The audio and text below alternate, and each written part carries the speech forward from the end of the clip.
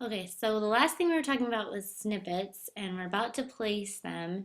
And I just wanted to recap a little bit. So, what I was saying was a snippet is any part of a newsletter or publication that is repeated in every edition, and you can save individual clusters of like image and text that is repeated, like the nameplate, for example, healthy pets with the little dog logo, and all these components can be saved together, including the little explanation, the address, and whatnot, and be loaded or placed again into the next publications to save you some time. So snippets are for efficiency. They're not full InDesign documents, they're little portions of a document that can be placed. And so if you look in Terry Ryberg, she's organized all her healthy pets newsletter items into a folder, and see, with links, newsletter articles, and snippets. So they're all organized neatly in the folder, and that's a very good rule of thumb. And you want notice that the InDesign document, I've already saved it. I skipped a step here, but I saved my InDesign document as Pets1 because there was already a Healthy Pets InDesign document template that she threw in there, just to make sure you can check to make sure it looks proper, the way it's supposed to. And then I want to show you how to place the snippets. So if I go, file place, but before I do, actually, there's one thing under InDesign preferences, and if you have a PC, it's in a slightly different place, but you can open up your preferences by hitting Command or Control K. So you can do that too if you don't know where it is the long way. But if you look around, I think it's just the InDesign menu is a little bit different looking on a PC, and I can't remember exactly off the top of my head, but you can find it, I'm sure.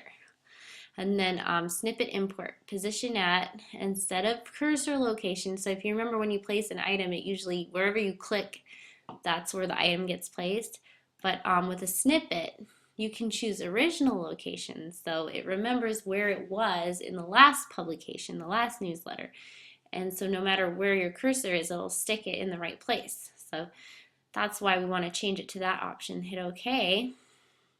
And then if you haven't saved your document, save your document. I'm just going to file save. Like I said, file save. Or if you haven't saved it, go save as, and make sure it's saved in the same folder, like I was saying, as the links, the new articles, and the snippets. And then go and place your snippets. Because anything you place is not really there. It's linked. And with links, you always got to make sure to keep everything together. So I'm going to start placing some snippets. Now I've already opened my, I've already placed some already, so it automatically remembers to go to my snippets folder. And then I'm going to place the snippets one by one for each page. So if I grab my nameplate first, and what else? I'm going to get open house. I think I can hold Command to grab multiple. Open house. Yeah. Quote hospital. What was the other one? Open house, quote, and hospital. Where's hospital? The quote one is the FC. Okay. So I've just selected 4 different items. If I hold Command, I can select multiple items when they're not like touching each other, when they're not next to each other. So then hit open. So they're all going to be loaded in my cursor, and I can just start clicking and make sure to be on the first spread, not the second spread. Oops. They're all popping onto my bottom spread because I accidentally I think in my pages panel I have the wrong, no, I have the right spread selected. That's interesting. Okay, well, I want it to appear on the other spread, so I'm going to go back in time. And make sure to double click on the first one and try this again. Oh, this is interesting. It keeps popping down to the lower spread. And I wonder why. I'll have to find out. Okay, I figured it out. I can't load multiples at the same time for some reason, so I'm just going to go place each thing one at a